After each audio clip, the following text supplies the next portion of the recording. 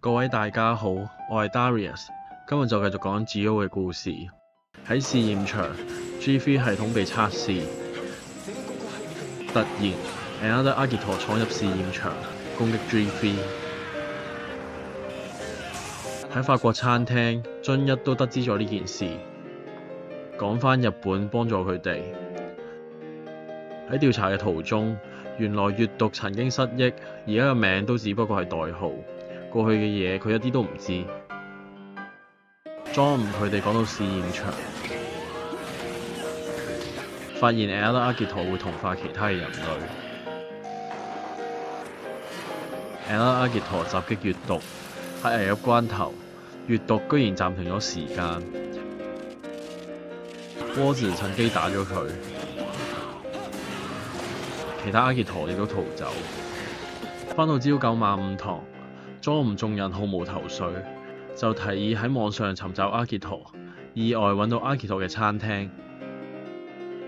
喺另一方面，長一打俾真宇，了解到有關類似 Unknown 嘅怪物襲擊 G3， 並得知莊吳曾經想揾佢。之後，莊吳佢哋變身成 Zi-O、基子同 Waltz， 再轉用 Trinity 嘅力量攻擊。喺另一方面 ，Another Agito 襲擊閱讀。Swallow 想知道佢係咪真正嘅失憶。突然之間，一盞強光喺遠方度傳嚟，佢變身成 Agito 保護閱讀。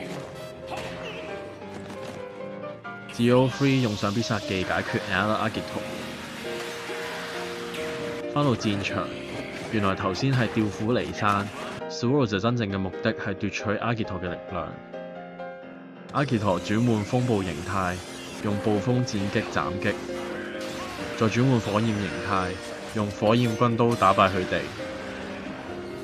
但閱讀被要挾，烏魯趁機奪走咗 Agito 嘅力量。喺公園，鍋子佢哋擔心閱讀都係時劫者，但長一表示就算佢失憶困惑，只要陪伴佢已經足夠啦。其後，莊吳佢哋變身成 Zi-O 同基子保護人群。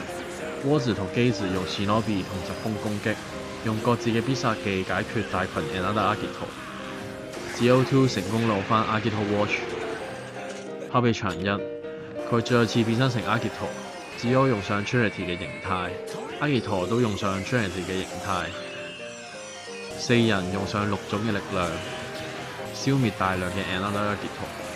最後四人用上 Rider Kick， 將所有異類嘅騎士解決。而下一個騎士即將到來。以上就係今日 Zi-O 嘅故事。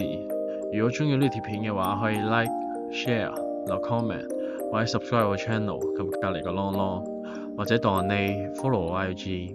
我哋下次見。